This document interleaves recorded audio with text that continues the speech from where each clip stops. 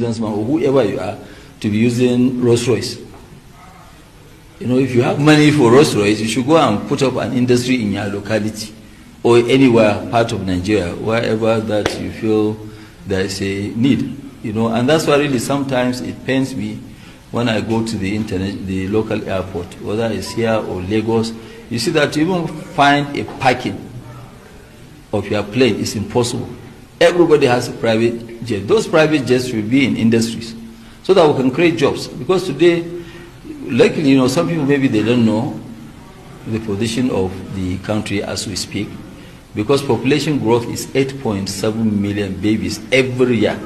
So 8.7 million babies every year, we have to be in a lot of things. We have to deliver power, we have to deliver infrastructure, we have to deliver this. That's why a company like ours, really, we are never really, if you look at all companies, the taxes that we're paying is high. We don't mind, because like what I keep saying, in Nigeria, anytime when you have a company, the number one shareholder is government.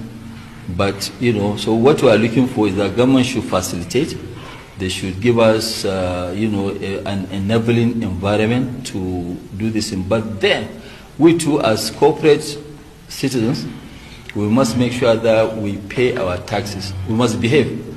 So it's a partnership. I cannot be cheating my partner. So when government now give us the environment of making money, we should also be conscious of doing our own civic duties.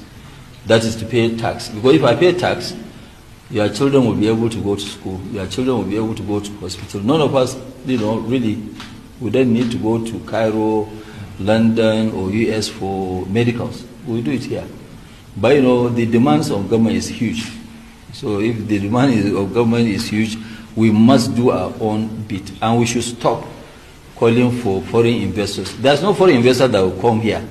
The invitation of foreign investor is a domestic investor.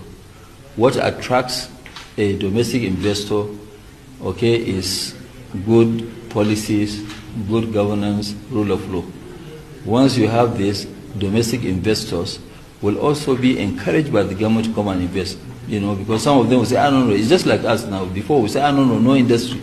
Because people who previously invested in industry, they didn't really survive, because smuggling, killing, textiles, like what happened to us in textiles. If we actually go back and think of what we did in textile, we had to sack 7,000 workers in one day because of the problem with the textile. But today, as we speak, you know, we said that no, we must industrialize our country. Nobody will do it but us.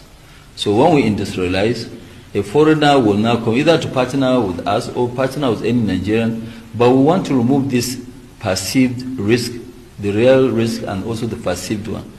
You know, because when you see somebody investing, then fine. You know, I mean, it's like what I said to a lot of people. Have you ever seen somebody advertising for a restaurant?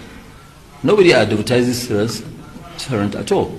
Okay, but you go and eat, the food is good, you tell somebody, that person too will go and try. So that's how we want to make our country. No, it went very well. It's just normal greeting, normal catch-up. Once in a while, I sit down with His Excellency, we discuss about economy, the environment, and it was a very nice, fruitful meeting.